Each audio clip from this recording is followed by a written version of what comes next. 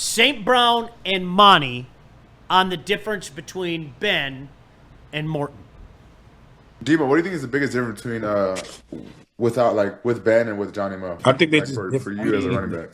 Obviously, they just different coaches, but I think Ben was more like conservative in the sense of like how he like talked to us, and like when you knew when Ben was hot and when he was not, but when Ben like installed plays, he was coaching us, bro. No bullshit. When Johnny Mo be installing plays, I be feeling like buddy cussing us out. No bullshit. Chamo, you want to fucking get the fucking 10? Come back down to the fucking ball. Out of here. Fucking score. Touchdown. Every time you touch the fucking ball, man, you want to fucking score. Out of here. He's smacking the goddamn PowerPoint board hard as hell. Smacking that whole shaking and some more shit. I'm like, damn, bro, we in trouble. Like, nah, but I think that shit is funny. They just different, bro. Like, but when you come to like halftime, Johnny Mo, he be chilling, bro. Like, he come talk to us. Like, he don't be on that. He don't be yelling like when we in game, bro. So they different, bro. They just they got different oars.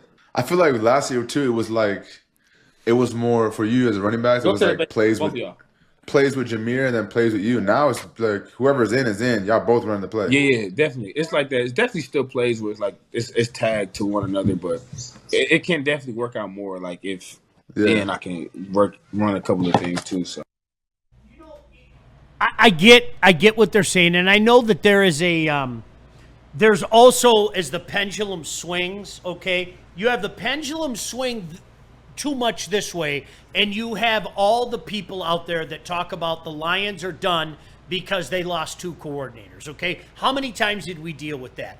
I heard it on this show. I heard it sitting in with Broder and Terry. I could cite you 50 examples. I could talk about the Patriots. I could talk about the Cowboys. I could talk about the Philadelphia Eagles. Until you see it for yourself, you're just not going to buy it, okay? And we're in the process of seeing it, right? Is that fair to say? Can you at least give me that? Mm-hmm. I'm not saying swing the pendulum all the way back over, but if you were one of those guys that thought we can't absorb the loss of the coordinators, the pendulum's coming back this way. But for so many, the pendulum has to swing too far that way. Maybe they were holding us back. Now, you know what? Screw that guy. I wish nothing good for him. But let's not also try to diminish the role that he had here. Yeah. I can go like this. I can. I don't wish anything good for him because he went to the Bears. Sorry, you lost that right. You're not going to be one of my favorites. You're a Bear. That's it. Like, I don't know how else to say that.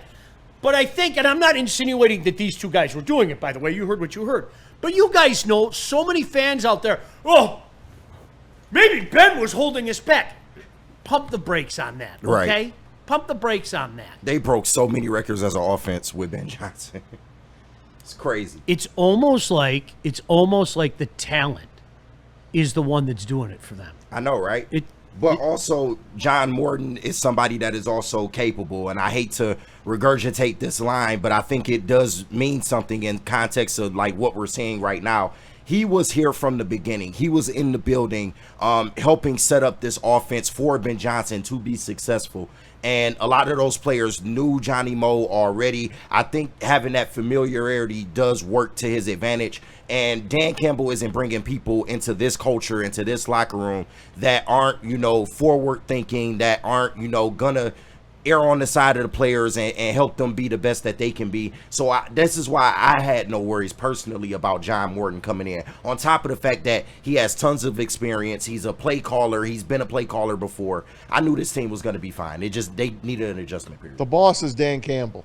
Yep. Everything goes through him. You could call the plays, but he's got to say, okay, go ahead and run it. Yep. He's got to be the one that says, yeah, you got 3 down. You got 2 more downs to make that 5 yards, guys. It's 3rd and 5. You got 2 downs to make it. So call what you want. We're going for it on 4th down, regardless. So everything goes through Dan Campbell. As long as that guy is standing on the sidelines, we are in excellent hands. By the way, the mystery of Jack Campbell has been solved, right? The mystery has been solved. Jack Campbell on the mystery of his face. Oh. Probably the first song and probably the whole Campbell lineage of my family to see a plastic surgeon. So I'm disappointed in that, but yeah, they did a good job. They got fixed. Well, Plastic surgery. Explain what do they have to take? They just did stitches. It was super easy. Yeah, I just had to go to like a plastic surgeon. I know it looks good, doesn't it? Yeah, it looks good. I have no idea. I don't know if I had to guess, like 8 or 9. Yeah. You said the hole was big enough that you could stick your tongue through it? Yeah, maybe.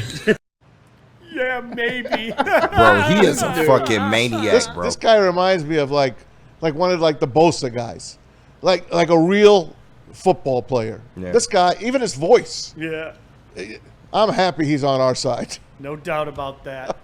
I'm happy that we have at least one good running back as well, because we know Jahmyr Gibbs is a really good running back. David Montgomery's bad.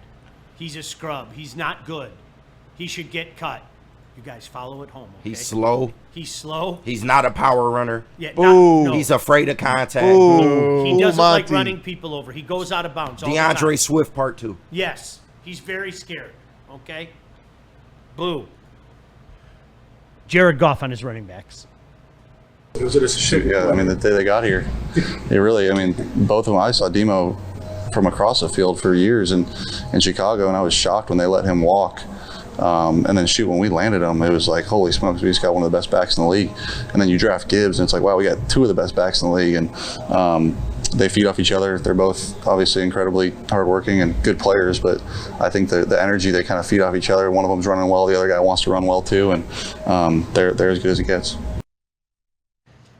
Can we, like the Chicago Bears, like Ryan Poles gave up on that guy. Yeah. Thanks. And AQM. Thank you. Which is dumb. If you look at his rushing numbers, all he needed was an offensive line in Chicago. Yep. Like, he was still close to 1,000 with no offensive line whatsoever. But he's bad. Boom. Right. I hope he hardly touches the ball on Soft Sunday. running back. What I love is Soft running back. You heard the guys. You heard the St. Brown podcast. They're intermingled. Remember how it always, these downs are only Monty. These downs are only Gibbs. Now they're mixing. You're right. Yeah. And I love it. Remember they had 3 backs, and you heard Baldy the other day.